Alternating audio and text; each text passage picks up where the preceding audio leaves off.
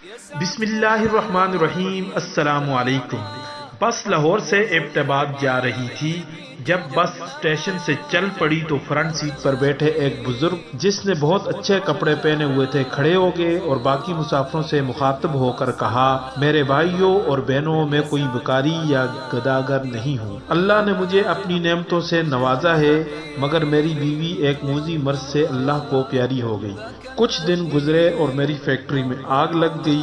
میں درآمد اور برآمد کا کاروبار کرتا ہوں۔ میرا تیار شدہ مال جل کر خاکستر ہو گیا۔ پھر کچھ مدت گزری کہ مجھے دل کا دورہ پڑا۔ رشتہ داروں نے جب یہ محسوس کیا کہ اس کے برے دن آنے لگے ہیں تو انہوں نے ہم سے رابطہ منقطع کر لیا۔ ڈاکٹروں نے میرے بچنے کی ضمانت کم ہی دی ہے۔ میری یہ جوان بیٹی ہے، اس کا کوئی وارث نہیں ہے۔ مجھے اس کی فکر کھائے جا رہی ہے اور اس شخص کی ہچکی بندھ گئی۔ یہ جوان سال لڑکی جو پاس میں بیٹھی تھی اٹھی اور باپ کو سہارا دے کر سیٹ پر بٹھا دیا۔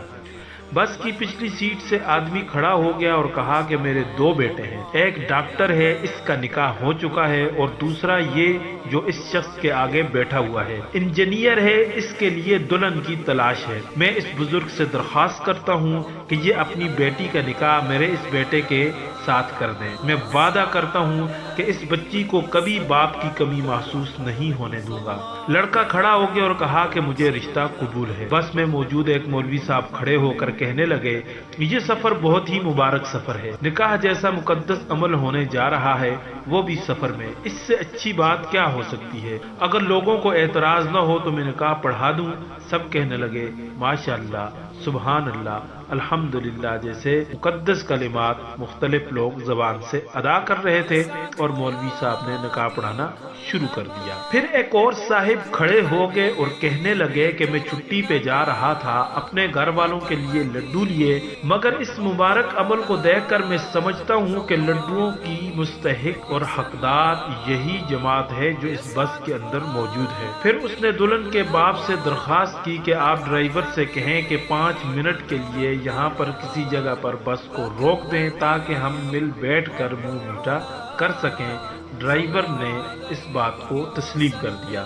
مغرب کی نماز کے بعد جب اندھیرا ہونے لگا تو لڑکی کے باپ نے ڈرائیور سے بس روکنے کو کہا اور سب مسافر مل کر لڈو کھانے لگے۔ لڈو کھاتے ہی سب مسافر سو گئے۔ ڈرائیور اور کنڈکٹر جب نیند سے جاگے تو اگلی صبح کے 8 بج چکے تھے، مگر دلہن اور دلہا اور ان کے دونوں باپ، مولوی صاحب اور لڈو بانٹنے والا سب کے سب غائب تھے۔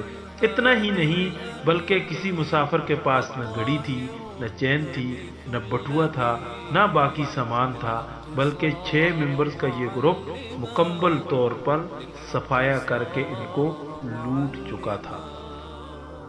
بسم اللہ الرحمن الرحیم۔ السلام علیکم۔ اردو سٹوریز ہاؤس میں تہ دل سے آپ کو خوش آمدید کہتے ہیں اور نئی کہانی سننے کے لیے دل کی عطا گہرائیوں سے آپ کا خیر مقدم کرتے ہیں۔